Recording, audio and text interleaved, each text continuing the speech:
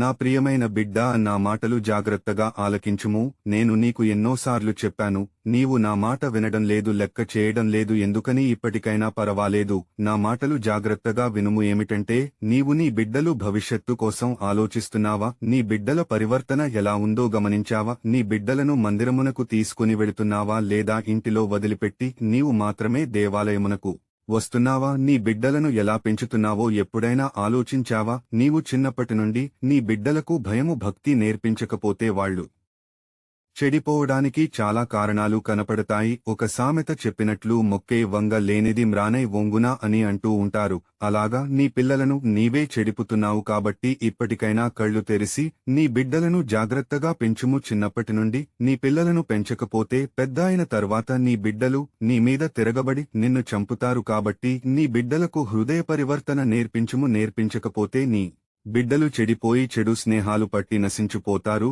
సుమ, నీవు నీ పిల్లలకు మంచి నేర్పించకపోతే నీ మాట వినిపించుకోరు. నీ బిడ్డలను మందిరమునకు తీసుకుని వెళుతూ ఉండు. భయభక్తులు నేర్పించు. ఇంటిలో వదిలిపెట్టి తల్లిదండ్రులుగా మీరు మాత్రమే మందిరమునకు వెళ్లవద్దు. మీ పిల్లలు తీసుకుని వెళ్ళండి. ఎందుకంటే ఇంటిలో ఉండి టీవీలు, సెల్ ఫోన్లు చూస్తూ రకరకాల చెడు వేసినాను చూస్తూ చెడిపోతారు. అందుకని నీకు చెబుతున్నాను.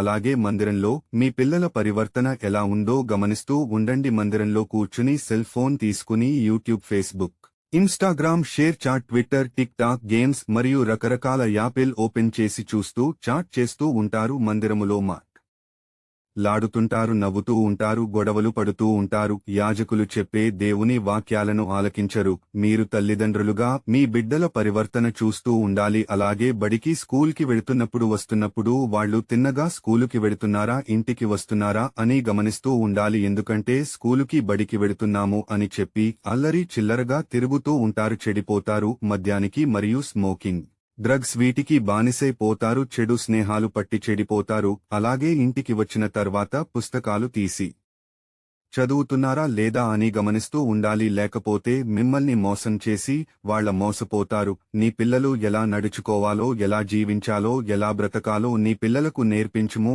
బైబిల్ వాక్యము చదువు. సామెతలు గ్రంథము 24వ అధ్యాయము 6వ వచనము. బాలుడు నడువవలసిన త్రోవను వానికి నేర్పుము, వాడు పెద్దవాడైనప్పుడు దాని నుండి తొలగిపోడు. నా మాటలు విని ఇక నుండి మీ పిల్లలను జాగ్రత్తగా పెంచండి.